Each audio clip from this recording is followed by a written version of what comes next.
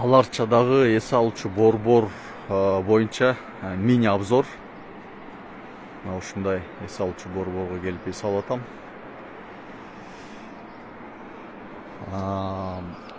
Бунун плюсу эмнеде? Плюсу албетте пейзаж, природа, вид укмуштуу. Бул жакта өзүңөр көрүп атасыңар.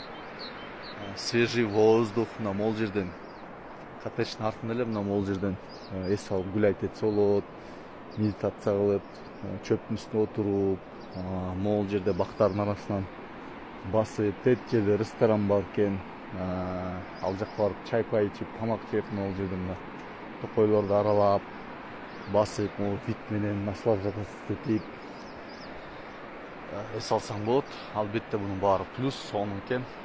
Ичинде бүт условиясы бар, баары жакшы. Бул плюстан да, условиясын баары түзүлгөн экен да, сонун ичинде бүт теплый пол, кондиционер, холодильник, чайник, микроволновка, суусу бар экен. Баары нормально. Бул плюстары, минустары. Бул жерде тоонун үстүндө жайгашкандыктан сен ылдый жактан өйдө чыгыш керексиң.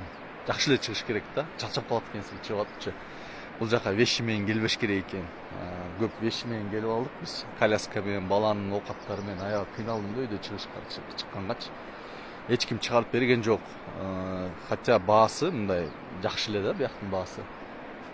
Бир жүк чыгарып берген бирөө болсо, машина менен өйдө чыгарып берсе жакшы болот эле да. Жүктү өзүм чыгардым, ушул чарчап калдым. Анан ылдый түшкүң келбейт, ылдый түшсөң кайра өйдө чыккың келбейт да. Ошол себептен убактың ушул жерде эле өтө берет. Ушул коттеджде, ушул тегеректе эле, ушул ресторан, башка бара турган жерде эле жок да.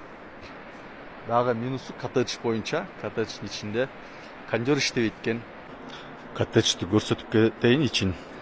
Ичи кенен эмес, мындай чакан экен да. Чакан. Мындай экинчи этаж бар. Бул жака 2 киши, бул жака 2 киши жатса болот. Мини кухнясы бар. Мындай бойлар бар, холодильник бар, ал жагы жакшы экен. Телевизор бар. Мол телевизор өйдө ылдый карабайт экен. Мындай вилка менен бекитип койдум, чтоб кичине мына түшүп калыптыр да. Бирок мындайраак болсун депчи. Так. Нормальный ичи. Бул жакта ошол дешевый душ коюп коюптур. Душу непонятно да. Жакшы иштебейт экен. Анан кондер вообще муздатпайт экен. Күндүз саат 1-2-лерде күн катуу тиет да, тогоч, анан ысып кетет да, кондер муздатпайт экен, иштебейт экен. Аны биз терезелерди ачтык да, чтоб салкын болсун депчи. Так вот, коттедждин кебетеси ушундай. Скучно болот да бул жерде. Ушу могул жерде эле гулять этесиң, бактарды аралап, могул жакка чыксаң болот, бактарларды аралап. Балким эгер электроавтобус ылдый түшүп электроавтобус менен отуруп, аларчага барып, аларчаны гулять этип, кайра ошо электроавтобус менен келип, эметсең болот, эс алсаң болот да.